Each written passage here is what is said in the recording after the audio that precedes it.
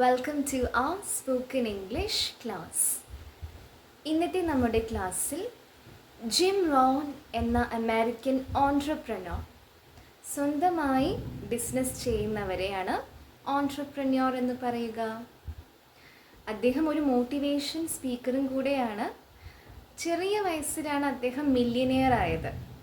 ഒരു സാധാ കർഷക കുടുംബത്തിൽ ജനിച്ച അദ്ദേഹം ഒരു മില്യനെയർ ആവാനുള്ള കാരണം അദ്ദേഹത്തിൻ്റെ ജീവിത രീതിയായിരുന്നു. അദ്ദേഹം എപ്പോഴും കഠിനാധ്വാനത്തിനും അതേപോലെ തന്നെ മനസ്സിൻ്റെ സന്തോഷത്തിനും പ്രാധാന്യം കൊടുത്തിരുന്നു. അദ്ദേഹം പറഞ്ഞിട്ടുണ്ട്, happiness is not by chance but by choice. സന്തോഷം എന്ന് പറയുന്നത് ചിലപ്പോൾ ഒരു പോസിബിലിറ്റി പോലെ ലഭിക്കുന്നതല്ല. നമ്മുടെ തീരുമാനങ്ങളിലൂടെയാണ് നമുക്ക് സന്തോഷം ലഭിക്കുന്നത്. ബ്യൂട്ടിഫുള്ളായ ഈ ഒരു കോട്ടിലൂടെ നമുക്കിന്ന് ഇംഗ്ലീഷിൽ ബൈ എന്ന വാക്ക് എങ്ങനെയെല്ലാം ഉപയോഗിക്കാമെന്ന് എൻജോയ് ചെയ്ത് നമുക്കിന്ന് പഠിക്കാം. നമ്മളൊരു സമയത്തിനുള്ളിൽ എത്തും എന്ന് പറയുവാൻ ബൈ യൂസ് ചെയ്യാം. ഞങ്ങൾ 6 മണിക്കുള്ളിൽ വരും. We shall come by 6 PM. Evening ആണെങ്കിൽ 6 PM. ഞങ്ങൾ 6 മണിക്കുള്ളിൽ വരും. ഇത് ഭാവിയിൽ നടക്കുന്ന ഒരു കാര്യമാണ്. നമ്മൾ എത്തിയിട്ടില്ല. നമ്മൾ പഠിച്ചായിരുന്നു, ഭാവിയിൽ നടക്കുന്ന കാര്യങ്ങളെക്കുറിച്ച് പറയുമ്പോൾ ഇംഗ്ലീഷിൽ 2 വാക്കുകൾ മാത്രം ഓർത്തു വയ്ക്കുക. Will, shall. ഞങ്ങൾ, നമ്മൾ, എന്നെക്കുറിച്ച് അങ്ങനെയുള്ള കാര്യങ്ങൾ പറയുമ്പോൾ ഷാൽ യൂസ് ചെയ്യുക. ഞങ്ങൾ 6 മണിക്കുള്ളിൽ വരും. വി, ഞങ്ങൾ. ഇനി ഭാവിയെക്കുറിച്ച് പറയുമ്പോൾ വീൻ്റെ കൂടെ ഷാൽ. We shall. ഇനി ആക്ഷൻ, കം. എത്ര മണിക്കുള്ളിൽ? By 6 PM. ഞങ്ങൾ 6 മണിക്കുള്ളിൽ വരും. We shall come by 6 PM. നമ്മൾ നേരത്തെ പറയുകയാണ്, നമ്മൾ വരുന്നു എന്ന് പറഞ്ഞിട്ട് അവർ വീട് വിട്ട് പോകാൻ പാടില്ല. അപ്പോൾ നമ്മൾ സമയം വരെ നമ്മൾ കറക്റ്റ് പറഞ്ഞു. ഇനി നമ്മൾ പറയുകയാണ്, അവൻ 6 മണിക്കുള്ളിൽ വരും. അവനെന്ന് പറയുമ്പോൾ ഹീ. വേറൊരു വ്യക്തിയെക്കുറിച്ച് പറയുന്ന സമയത്ത് നമ്മൾ വിൽ യൂസ് ചെയ്യുക. ഭാവിയിൽ നമ്മൾ പറയുകയാണ്, അവൻ 6 മണിക്കുള്ളിൽ വരും. He will come by 6 PM. He will come by 6 PM. അവൻ 6 മണിക്കുള്ളിൽ വരും. ഇനി നമുക്ക് അവനൊരു പേര് കൊടുക്കാം. സന്ദീപ് 6 മണിക്കുള്ളിൽ വരും. അതെങ്ങനെ നമ്മൾ ഇംഗ്ലീഷിൽ പറയും? വെരി ഗുഡ്, പഠിച്ചു കഴിഞ്ഞല്ലോ. Sandeep will come by 6 PM. ഇനി നമ്മൾ പറയുകയാണ്, അവർക്ക് 6 മണിക്കുള്ളിൽ വരുവാൻ സാധിക്കും. അപ്പോൾ നമ്മൾ അവരെ പ്രതീക്ഷിച്ചുകൊണ്ടിരിക്കുകയാണ്. അപ്പോൾ നമ്മുടെ കൂടെയുള്ള ചില വ്യക്തികൾ പറയുകയാണ്, അവരൊന്നും ഇന്ന് വരില്ല. അപ്പോൾ നമ്മൾ പറയുകയാണ്, അവർക്ക് 6 മണിക്കുള്ളിൽ വരുവാൻ സാധിക്കും. സാധിക്കും എന്ന വാക്ക് ക്യാൻ ഉപയോഗിച്ച് പറയാം. They can come by 6 PM. അവർക്ക് 6 മണിക്കുള്ളിൽ വരുവാൻ സാധിക്കും. ആദ്യം നമ്മൾ ആരെക്കുറിച്ചാണോ പറയുന്നത് അവരെ വയ്ക്കുക. കാരണം അവരെ അവസാനം വെച്ച് ചിലപ്പോൾ അവർക്ക് വിഷമമാവും. അവരെക്കുറിച്ച് പറയുമ്പോൾ ആദ്യം അവരെ വയ്ക്കുക. ദേ, അവരെന്ന് പറയുമ്പോൾ ദേ.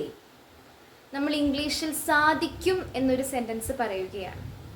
അത് പറയുവാൻ ദേൻ്റെ കൂടെ ക്യാൻ ചേർക്കുക. ക്യാനിൻ്റെ അർത്ഥം സാധിക്കും. പിന്നെ നമ്മൾ യൂസ് ചെയ്യുന്ന ക്യാൻ ഉണ്ട്, അത് വേറെ. അല്ലാതെ എന്താ അർത്ഥം?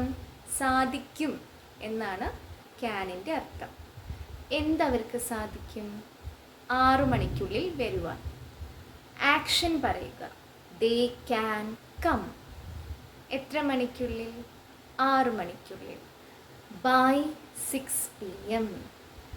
They can come by 6 p.m. അവർക്ക് 6 മണിക്കുള്ളിൽ വരുവാൻ സാധിക്കും. നിനക്ക് 6 മണിക്കുള്ളിൽ വരുവാൻ സാധിക്കും.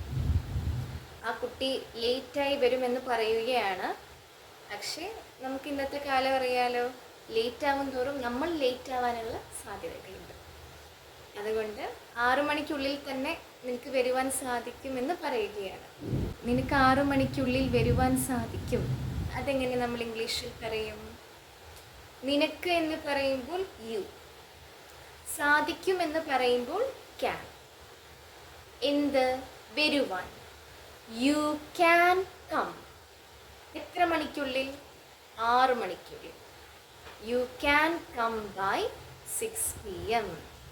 നിനക്ക് 6 മണിക്കുള്ളിൽ വരുവാൻ സാധിക്കും. അവൾക്ക് 6 മണിക്കുള്ളിൽ വരുവാൻ സാധിക്കും. She can come by 6 p.m. She can come by 6 p.m. ഇനി നമ്മൾ പറയുകയാണ് എനിക്ക് 6 മണിക്കുള്ളിൽ വരുവാൻ സാധിക്കും. നമ്മളോട് സാധിക്കുമോ?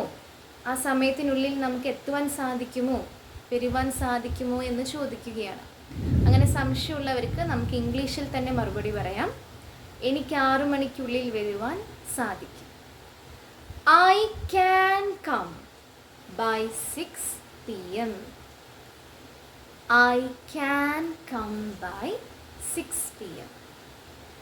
അപ്പോൾ ഈ രീതിയിൽ നമുക്ക് ഈസിയായി ഇംഗ്ലീഷിൽ സെൻറ്റൻസസ് യൂസ് ചെയ്യുവാൻ സാധിക്കും. ബൈ നമുക്ക് 3 രീതിയിൽ ഉപയോഗിക്കാം. ഇപ്പോൾ നമ്മൾ ആദ്യത്തെ രീതി മാത്രമേ നോക്കിയിട്ടുള്ളൂ. ഒരു സമയമാകും വരെ, ഒരു സമയത്തിനുള്ളിൽ എന്ന് നമ്മൾ പറയുകയാണ്. അടുത്ത രീതി എങ്ങനെയാണെന്ന് വെച്ചാൽ, നമുക്ക് എല്ലാവർക്കും പ്രിയപ്പെട്ട ഒരു നടനാണ്, സത്യം മാത്രം പറയുന്ന നടനാണ് നമ്മുടെ പ്രിയപ്പെട്ട സത്യൻ മാഷ്. അപ്പോൾ സത്യൻ മാഷ് പറഞ്ഞിട്ടുണ്ട്, അമ്മേ, ഞാൻ അമ്മയുടെ മുൻപാത്ത് അങ്ങ് റഷ്യന്ന് വരുക. ഞാൻ പ്ലെയിനിലാണ് അമ്മേ എത്തിയത്. അപ്പോൾ നമുക്ക് സത്യൻ മാഷിൻ്റെ അവസാനത്തെ ലൈൻ മാത്രം മതി. അപ്പോൾ എന്താണ് മാഷ് പറയുന്നത്? ഞാൻ പ്ലെയിനിലാണ് എത്തിയത്. ഏത് മാർഗത്തിലൂടെയാണ് എന്ന് നമുക്ക് ബൈയിലൂടെ പറയുവാൻ സാധിക്കും. ഞാൻ പ്ലെയിനിലാണ് എത്തിയത്. എത്തിക്കഴിഞ്ഞല്ലോ. എത്തി എന്ന വാക്ക് റീച്ച്. എത്തിക്കഴിഞ്ഞാൽ പിന്നെ നമ്മൾ റീച്ച് പറയുവാൻ പാടില്ല. റീച്ച്ഡ് എന്ന് വേണം പറയുവാൻ. I reached by plain.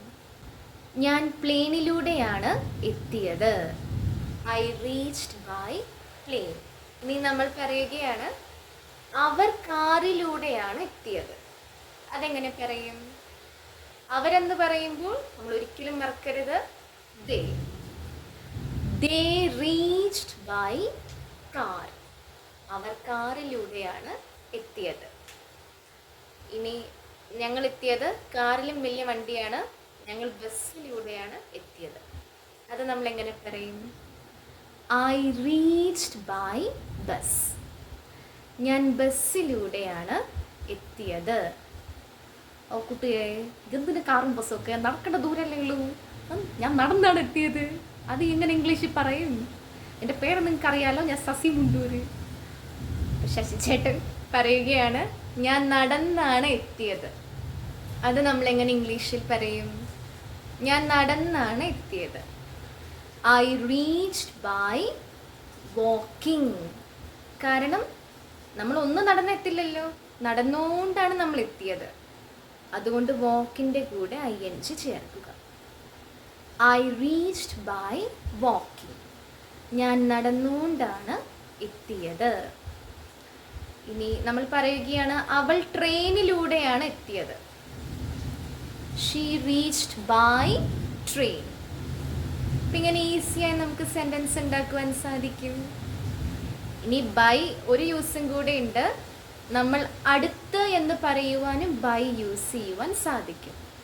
ഇംഗ്ലീഷിൽ നിയർ എന്ന് പറയില്ലേ, അതേ സെയിം കാര്യം ബൈ യൂസ് ചെയ്തും നമുക്ക് പറയാം. എൻ്റെ വീട് ബസ് സ്റ്റോപ്പിൻ്റെ അടുത്താണ്. My house is by the bus stop. എൻ്റെ വീട് ബസ് സ്റ്റോപ്പിൻ്റെ അടുത്താണ്. അവരുടെ കട ഹൈവേയുടെ അടുത്താണ്.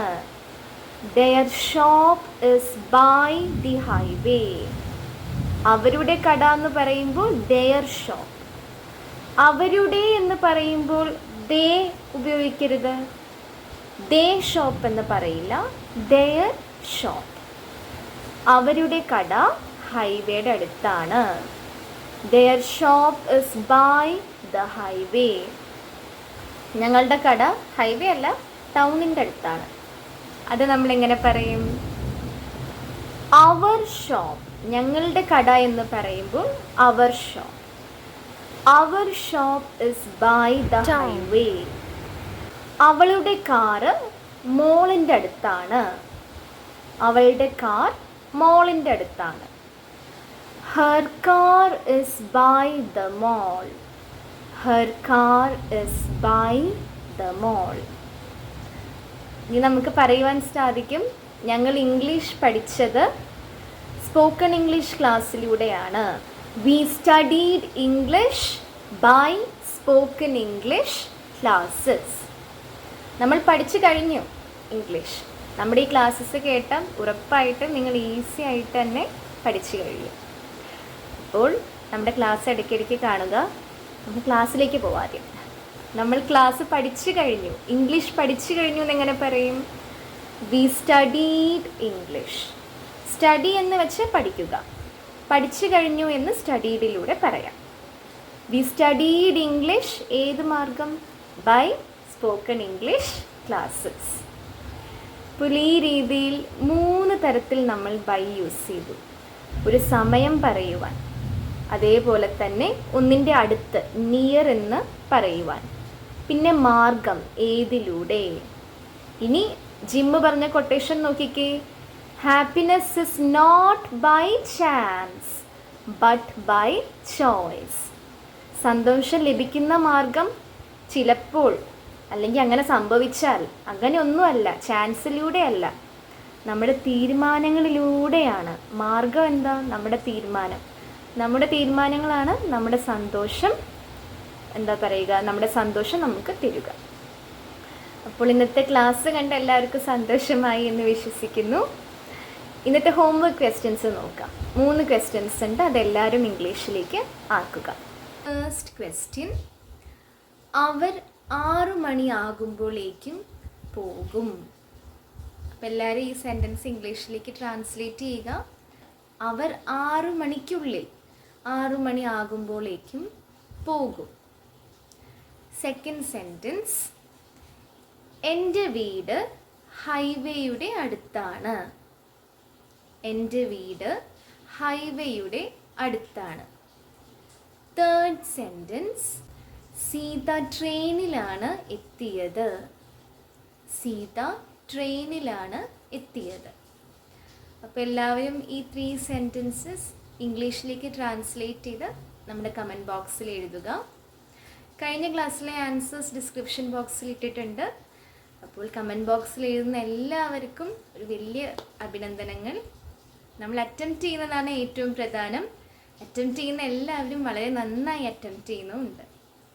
അപ്പോൾ ഇന്നത്തെ ക്ലാസ് ഉറപ്പായിട്ടും ഡെയിലി യൂസിൽ നിങ്ങൾക്ക് യൂസ്ഫുൾ ആവും. ഇതേപോലെ യൂസ്ഫുള്ളായ ഈസിയായ ക്ലാസ്സസിലൂടെ നമുക്ക് ഇനിയും കാണാം. So see you in the next video. Class ഇഷ്ടമായെങ്കിൽ ഉറപ്പായിട്ടും like, comment, share and also subscribe. Have a nice day.